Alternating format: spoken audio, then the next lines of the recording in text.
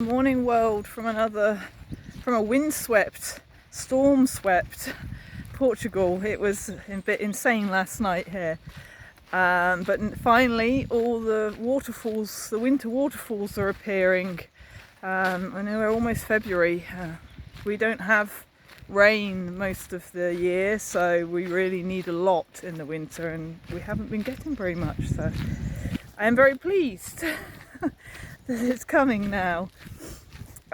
Anyway, what I was jumping on here for is to talk to you about another diet. And I get it, you know, from my video I released yesterday of my interview with Sally Norton. Have I lost the dogs? No, they're coming.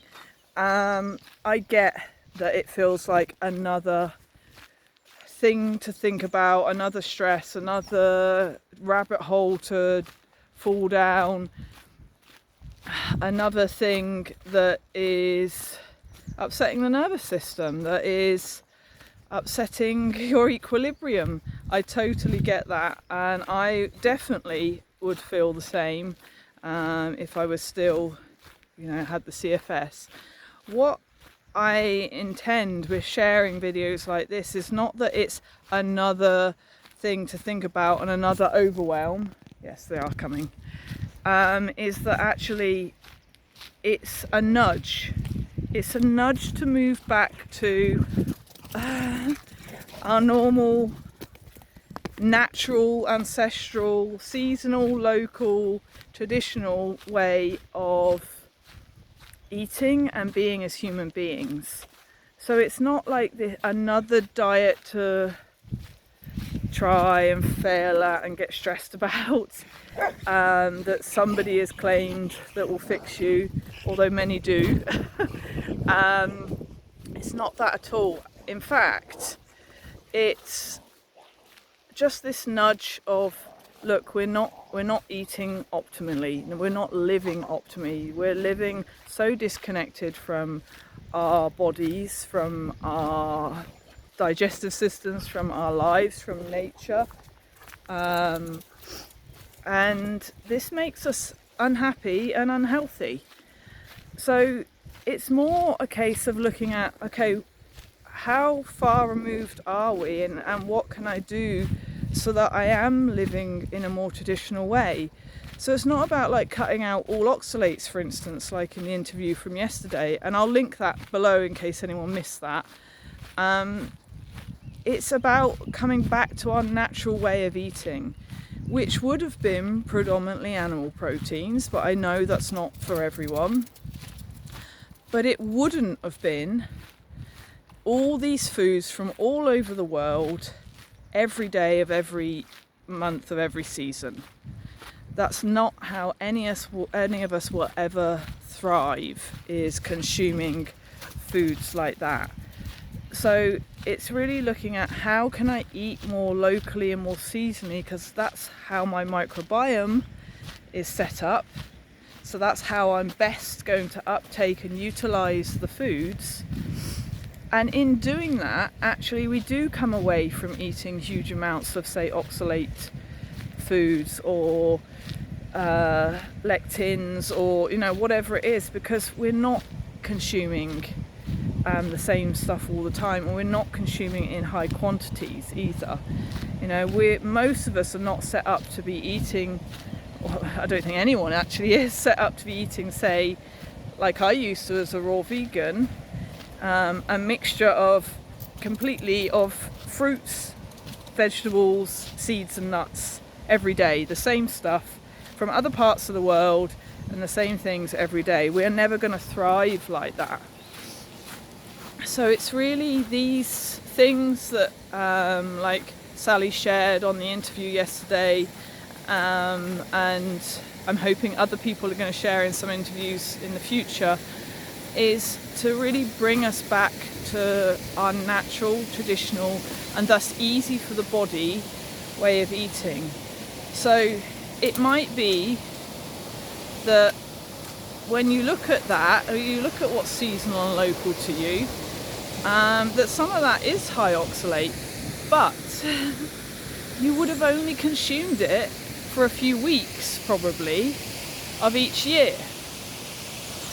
and then you would have moved on to something else. That not only helps the microbiome to uptake the nutrients it needs, but you get the nutrients you require in the seasons you require it, and not overloaded with other nutrients in those seasons that you don't require it.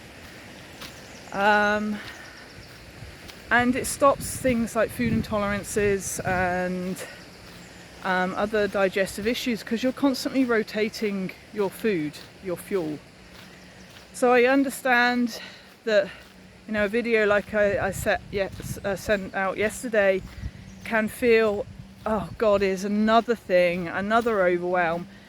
But if we actually break it down and we just think, am I living as naturally, so as easily for my body to thrive as possible in the circumstances I have? Not everyone gets to live off-grid like I am now, but I did recover, remember, from chronic fatigue syndrome living in a city. But I was doing a lot of grounding. I was doing a lot of things that help ground me, and I had started eating some animal protein then too. And I was definitely not raw vegan anymore. So yeah, just asking yourself, asking myself, what is the most natural things I can do for myself now, so it makes my body, so it's easy for my body to thrive in these circumstances. So that might be simple things like going to bed when it gets dark, or close to. I know that's a bit difficult this time of year. Getting up definitely as the sun rises. Wearing blue light blockers if I'm going to be at the computer for long periods of time, because that's definitely not natural, and it's definitely what I do. And daylight blockers too.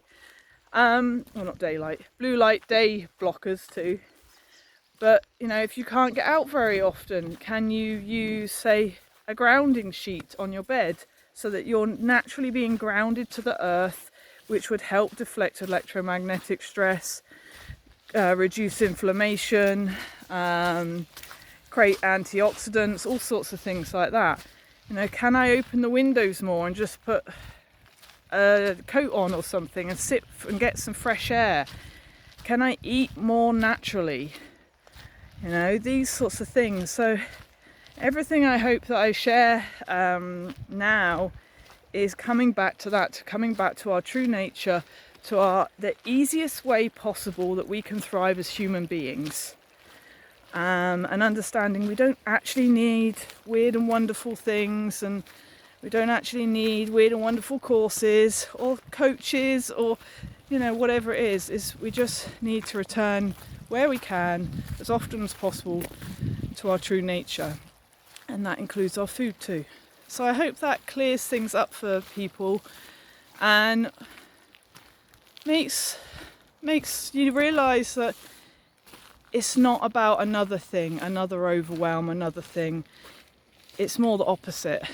And when we start doing that, when we start looking at the simple natural things we can do, people really, really start to thrive no matter what they've got going on. So anyway, that's from me today. If you have any questions at all, please feel free to ask, and I'll speak to you soon. Ciao.